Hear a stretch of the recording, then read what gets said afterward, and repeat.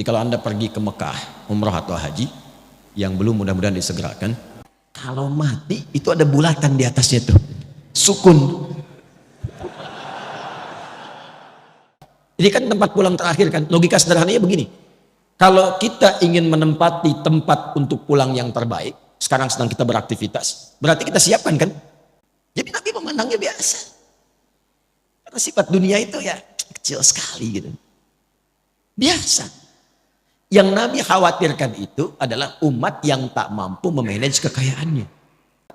Jadi Anda mau tugas jadi udara, darat, lautan, bekerja apapun, kalau Anda mengaku muslim, ingat Allah.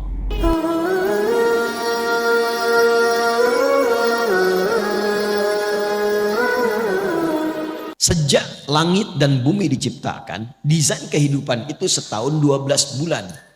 Kalau Anda ingin tahu ketentuan yang lurus dalam agama, dalam konteks ini disebut din. Din itu yang menunjukkan pada kebaikan.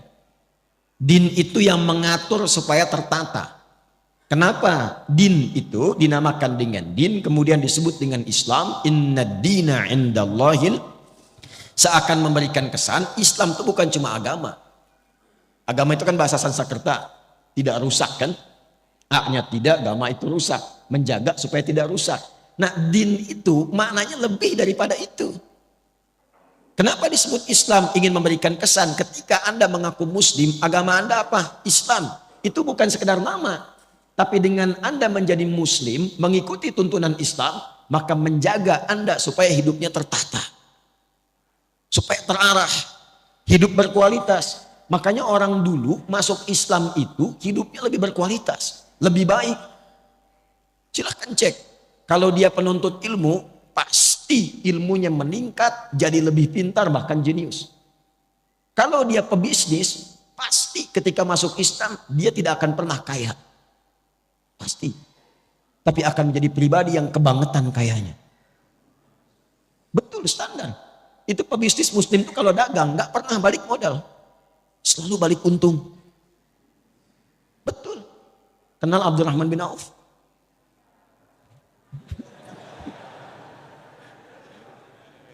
Saya nggak akan tanya kenal di mana. Saya itu riset ilmiah. Ini dipertanggungjawabkan dan disidang oleh profesor-profesor di satu kampus. Singkatnya begini, saya riset perbandingan pra-Islam dengan pasca-Islam. Abdurrahman bin Auf, singkatnya saat masuk Islam, itu dalam bisnisnya yang berkah itu, kalau dikonversi ke sekarang, aset dan semuanya, itu nilainya 72.000 triliun. Elon Musk belum ada apa-apa. Dan baru turun kemarin jadi 2.800-an. Jeff Bezos 1.800-an triliun. Itu belum ada apa-apanya, baru kaya. Abdurrahman bin Auf itu kebangetan kayaknya. Kebangetan. Kapaknya terbuat dari emas. Tapi masuk surga juga. Ya, daripada miskin gak jelas kan? Luar biasa. Jadi semua orang itu jadi orang hebat. Terus yang tadinya itu angkuh jadi orang yang tegas. Yang sombong jadi tawadu. Semua berubah. Itulah muslim. Jadi kalau hari ini ada yang mengaku orang Islam, kok bisa kata-katanya menjadi kotor? Kakinya melangkah pada yang tidak baik. Masa depan tidak tertata. Nggak tahu kegiatan apa yang mau dikerjakan. Berarti ada yang belum sempurna dalam keislamannya. Nah, ini yang menjadikan kita diminta oleh Al-Quran, coba tata supaya lurus. Dzalika dinul qayyim. Qayyim itu kan lurus, tegak, berkualitas, benar. Sifatnya disebut dengan qiyam. Orangnya qaim, yaqum. Setiap mau sholat kita akan ada iqamah kan? Aqama yuqimu, supaya sholatnya benar, lurus, tertata, safnya lurus. Itulah muslim. Itulah muslim. Nah, singkatnya di ayat ini, gambaran cepatnya orang Islam itu mesti punya planning, konsep kegiatan yang jelas. Dalam mengatur waktunya, setidaknya dia punya program dalam setahun itu 12 bulan apa yang mau dikerjakan. Nanti akan ditarik ke harian. Makanya nanti akan dibagi ke dalam konsepsi waktu sholat. Itu setiap harinya. Tapi targetnya tahunan. Jadi Anda ini dalam setahun punya rencana apa? Kalau mau ditarik ke dunia dulu misalnya, ya coba Dalam konteks Anda nih yang belajar mahasiswa. Dalam setahun ini apa yang mau dicapai? Kenapa yang dipilih kampusnya itu? Mau jadi apa ke depannya? Petakan, turunkan. Dibagi ke dalam 3 bagian minimal. Makanya minha arbaatun hurum. 12 dibagi 4. Berapa? 3. Jatuhnya per trimester. 3 bulan, 3 bulan, 3 bulan. Bagi 4 bagian. Dievaluasi. Sudah tercapai belum? Tercapai belum? Apa yang harus dilengkapi? Apa yang harus dikurangkan? Target IPK berapa? Turunkan. Bisnis demikian. Dalam setahun evaluasinya bagaimana? Itu standarnya. Itu paling rendah, paling standar. Nah, semakin tinggi lagi imannya, maka dia melampaui batas-batas dunia. Itu targetnya langsung akhirat. Targetnya langsung apa? Akhirat. Jadi cara menyusunnya begini. Mohon izin, saya tidak bermaksud mengajari, hanya menuangkan apa yang Al-Quran berikan petunjuk kepada kita. Jadi kalau seorang muslim itu semakin tinggi imannya, semakin kuat imannya, semakin banyak amal solehnya, itu orientasi hidupnya. Dia memasang target akhirat dulu, baru tarik ke dunianya. Itu ada di Quran surah 59 ayat 18. Ya ayyuhalladzina amanu taqullaha wal tanzur nafsum ma qaddamat lighad. Ghad di situ akhirat. Ghad di situ maksudnya akhirat. Ya, saya terangkan dengan ilmu nahwu dulu supaya cepat ya. Ya, yaitu huruf panggilan disebutkan setidaknya 361 kali dalam Al-Quran. Itu memanggil yang mendekat, yang menengah dan jauh. Semua jarak, semua aspek. Jadi kalau Anda pergi ke Mekah, umrah atau haji, yang belum mudah-mudahan disegerakan. Insya Allah. Dan tidak cukup dengan amin, nabung. Ya. Anda ada kesulitan, pengen dimintai bantuan, bilang aja, ya, nengok semua tuh. Yang dekat, yang menengah, yang jauh.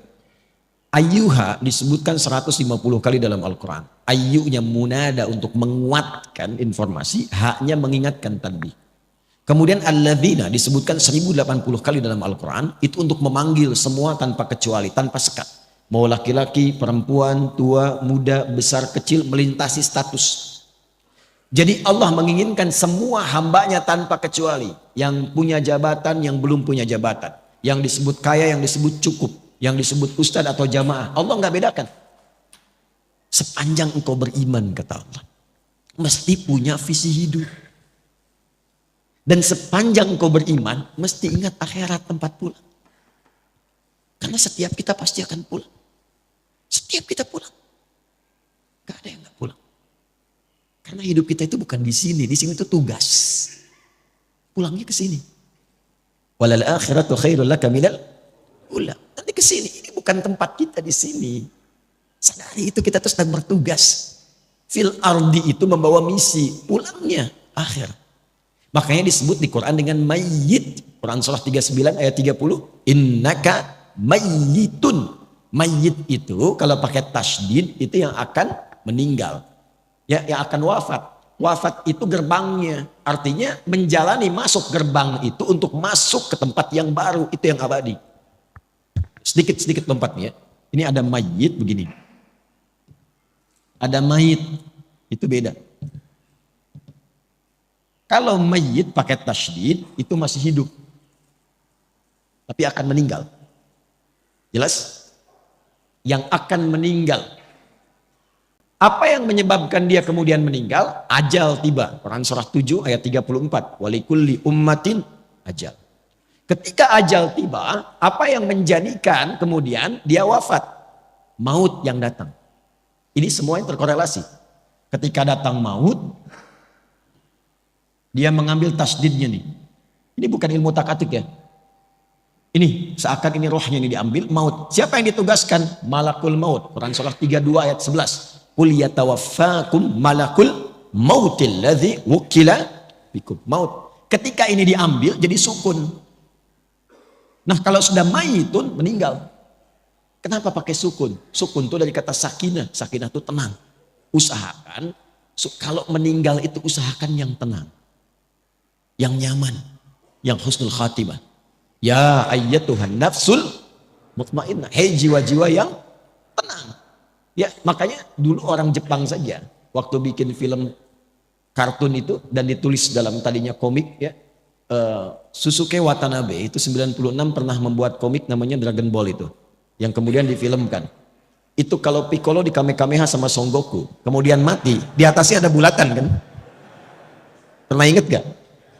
Saya nggak suka film, nggak suka nonton, cuman saya suka riset kenapa begini, kenapa begitu. Bayangkan, orang belum beriman saja sudah sadar. Kalau mati itu ada bulatan di atasnya tuh. Sukun.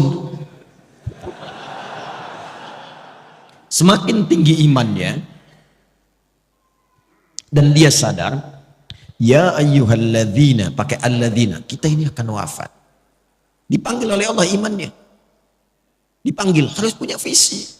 Baik engkau yang merasa imannya itu, maaf, lemah sehingga jauh dari Allah. Ya, kan orang lemah itu kalau lemah iman, rasanya malu kalau mau ibadah, seakan jauh.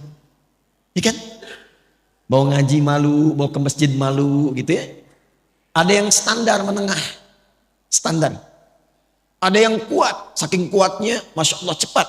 Ilustrasi gampangnya itu waktu sholat. Kalau ingin kita mengukur tingkat kekuatan iman, gampang. Cek dalam sholat. Itu standar Quran. Quran surah ke-8 ayat kedua. Innamal mu'minuna alladzina idza dzukirallahu wajilat qulubuhum. Sungguh insan beriman itu bisa dicek standarnya. Kalau disebutkan nama Allah, ada getaran dalam jiwanya. Konfirmasi iman. Nah, Allah menyebutkan namanya itu lewat muadzin dalam adzan, dipanggil. Adzan itu adzan dari kata udhun, telinga. Kenapa disebut adzan? Karena lafaz ini satu-satunya yang akan sampai ke telinga 24 jam berputar.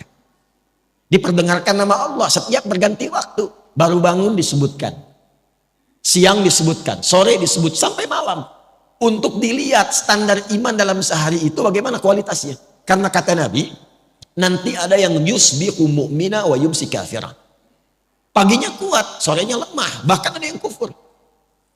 Allahu akbar, Allahu akbar. Ya.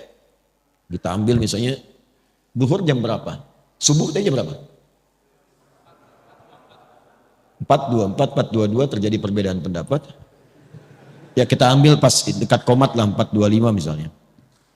Nah ini kalau azan 4.25 Allahu akbar, Allahu akbar, Anda langsung sadar ya Allah azan, saya siap-siap. Nah itu kualitas imannya standar. Standar. Belum kuat. Tapi kalau dari jam 4 Anda sudah siap-siap, belum dipanggil, sudah ada getaran untuk merespon. Itulah iman yang kuat. Tapi kalau dipanggil 4.25, Anda baru sadar 5.24. Nah ini yang dimaksud. Tapi ketika berbicara tentang visi dan misi hidup, Allah tidak bedakan. Dipanggil semuanya. Hei baik yang merasa imannya masih lemah, yang menengah ataupun yang kuat. Itu Masya Allah. Allah panggil semua dengan engkau mengerjakan ini. Yang lemah akan jadi kuat. Yang kuat semakin rekat dan yang menengah akan semakin dekat dengan Allah Subhanahu wa taala. Wal tanzur nafsum ma qaddamat. Engkau harus punya visi untuk pulang. Jangan-jangan dunianya nyaman, akhiratnya terancam. Maka cara menyusunnya begini. Nah, ini yang paling penting. Kalau kita ingin menjalani aktivitas dunia supaya nyaman, jadi apapun silakan. Ini tidak merubah status Anda. Yang wali kota tetap wali kota. Yang camat tetap camat. Yang dosen tetap dosen, gak berubah. Tinggal Anda ingin upgrade atau tidak. Saking pentingnya bunyi itu ya, mengingatkan. Ya suruh nanti saya terangkan. Tarik ini sampai ke masa kita sekarang. Dari sini dulu, dari akhirat. Ini kan tempat pulang terakhir kan. Logika sederhananya begini. Kalau kita ingin menempati tempat untuk pulang yang terbaik, sekarang sedang kita beraktivitas, berarti kita siapkan kan? Tempat yang bagus, kalau pulang nyaman, tempatnya enak dan sebagainya. Nah Allah sudah menawarkan melalui Rasulullah ada 8 tempat indah saat pulang di akhirat. 8 jenis. Yang disebut dengan jannah, surga. Jadi surga itu ada 8 jenisnya. Dari mulai yang biasa, tapi maaf, sebiasa-biasanya pun surga. Ya, mala ainan ra'at wala udhunun sami'at wala khatara ala qalbi bashar. Itu indah. Ingin apapun celing langsung ada. Itu ada di Al-Baqarah ayat 25. Wa utubihi mutasyabihat. Antum sekarang, waduh lapar nih, dan nunggu dari tadi, ya kan? Pengen makan, pengen sarapan, pengen macam-macam. Di surga beda. Begitu antum ingat nasi uduk, celing ada. Apa aja? Itu yang surga biasa. Apalagi yang indah seperti Firdaus, surga Aden, Darussalam, Jannatun Na'im. Pertanyaannya, saya cuma tanya dua hal. Satu, siapa yang ingin masuk surga? Alhamdulillah. Tapi tidak semua yang ingin ke surga itu yang tahu dan jelas punya gambaran surga mana yang mau dimasuki.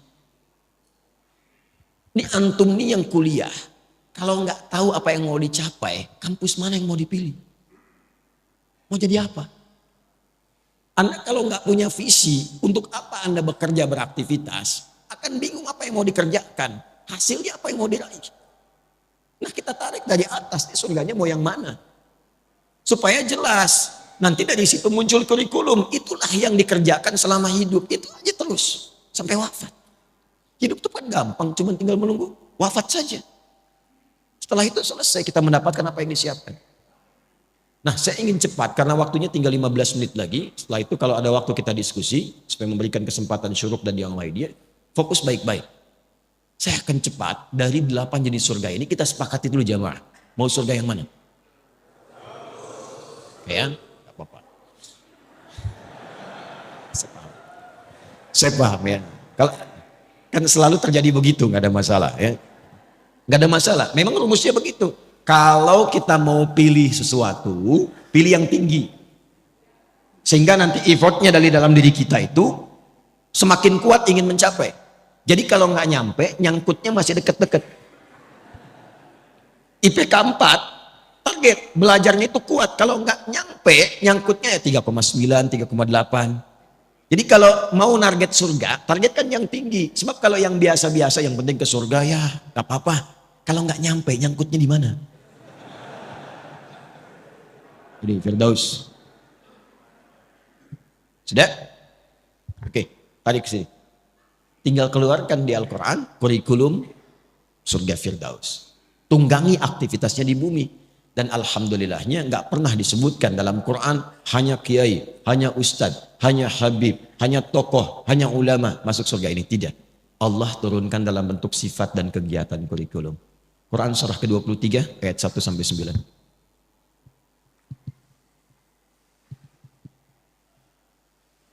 Qad aflahal mu'minun alladzina hum fi salatihim, terus sampai Anda dapatkan, perhatikan, ulaika humul warithun alladzina yarithunal firdausa hum fiha, dan itu pakai alladzina, semua berpeluang masuk ke surga situ.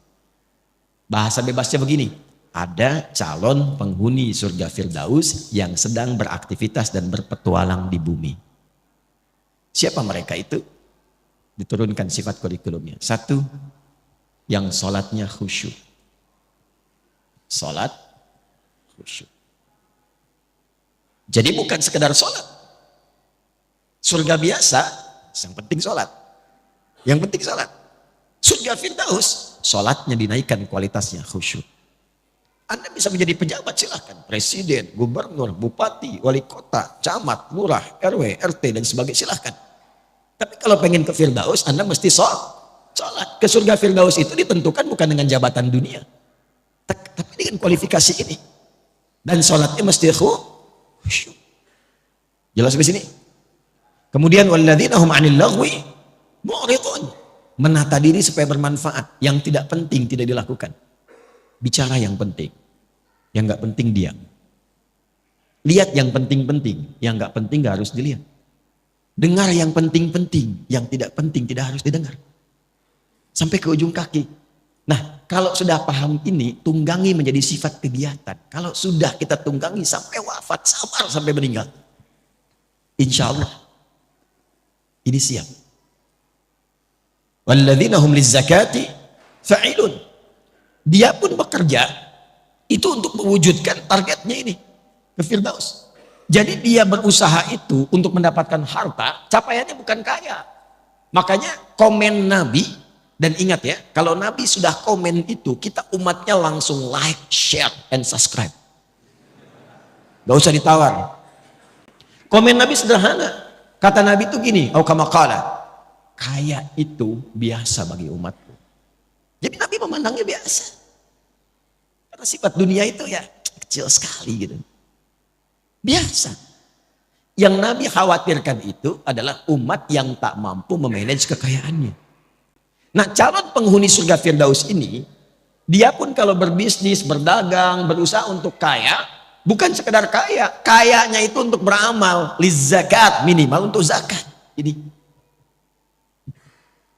Jadi bukan untuk memenuhi dunianya. Dan ketika Anda mengejar akhirat, dunia pasti ikut. Demi Allah saya katakan, Anda kejar akhirat, dunia pasti ikut. Nggak ada ceritanya orang mengejar akhirat kehilangan dunia, itu nggak ada. Dan itu akan sesuai porsinya dengan kebutuhannya. Saya tanya Anda, zakat itu berapa persen? 2,5%. Itu yang standar ya. Standar pokok, 2,5%. Ya Allah, hamba sudah berusaha sholat semaksimal sampai hidup saat ini. Hamba ingin menaati-Mu ya Allah. Berikan kesempatan untuk bisa berzakat selama hidup. Hamba tidak minta banyak ya Allah. Hamba ingin surga Firdaus, setidaknya berikan kesempatan 25 juta aja bisa zakat. 25 juta aja bisa zakat. Zakat 25 juta. Tapi kan Allah kasihnya 1 miliar. 2,5% dari 1 miliar berapa? 25 juta kan? Jadi ketika Anda minta 25 juta untuk zakat, Allah kasih 925 juta lebihnya. Itu konsep dasarnya. Jadi kalau Anda niatkan yang bisnis, yang kerja untuk menaati Allah, untuk ibadah, mengikuti pedoman Rasulullah, dunia ikut. Nanti lebihnya tinggal dibagi untuk keluarga yang dekat, keluarga menengah, keluarga jauh. Disinilah muncul skema infak namanya. Diatur kebutuhan Anda berapa, lebihnya itu untuk beramal. Makanya kita pandai-pandai melihat Allah titipkan apa kepada kita. Cuma 4 pilihannya. 1 ilmu, 2 harta, 3 kedudukan, 4 tenaga. Dan keempat-empat ini contohnya sudah ada pada kepribadian para sahabat ketika belajar dengan Nabi. Dan Nabi mengakumulasi semuanya. Jadi ketika Anda dititipkan pengetahuan, ilmu, mau jadi apapun. Maaf, ustadz, dosen, macam-macam. Nah, pertanggungjawaban pertamanya itu pertanyaannya bukan seberapa besar gelar Anda. Berapa banyak ilmu itu yang telah mengenalkan Anda dengan Allah. Kan jelas, itu setiap bangun loh standar. Jadi kalau kita bangun tidur, itu langsung ditanya ya pada diri kita melalui hadis Nabi. Sampai bangun itu sudah seberapa dekat dengan Allah. Ingat Allah enggak? Itu ada di Abu Daud nomor hadis 1367. Silahkan dicek. Dari Ibnu Abbas radhiyallahu taala anhuma. Itu kata beliau kalau Nabi bangun dari tidurnya, kana Nabiyyu sallallahu alaihi wasallam idza istaiqadha min naumihi fajalasa. Kalau Nabi bangun dari tidur duduk dulu. Enggak langsung, jangan langsung beraktivitas, duduk supaya tenang. Wa masaha bi yadihi min athari naumih. Kemudian menghilangkan bekas ngantuknya dengan tangan yang bersih ya. Karena nanti ada hadis lain kalau menduga tangannya kotor cuci dulu. Karena engkau tidak tahu kemana tangan itu berkelana saat tidur. Setelah sadar baru baca. Apa yang dibaca? Sebelum doa itu ada bacaan dulu wa qara'a khawatim surah Ali Imran dan membaca 11 ayat terakhir surah Ali Imran. Surah itu kurikulum hidup yang menyadarkan jangan sampai bangun dan beraktivitas Anda tidak kenal Allah. Apapun profesinya. Inna fi khalqis samawati wal ardi wa ikhtilafil laili wan nahari la ayatin li ulil. Siapa ulul albab itu? Alladzina yadhkuruna Allah qiyaman wa qu'udan wa 'ala wa yatafakkaruna fi khalqis samawati wal rabbana ma khalaqta hadza batila subhanaka faqina. Jadi Anda mau tugas jadi udara, darat, lautan, bekerja apapun, kalau Anda mengaku muslim, ingat Allah.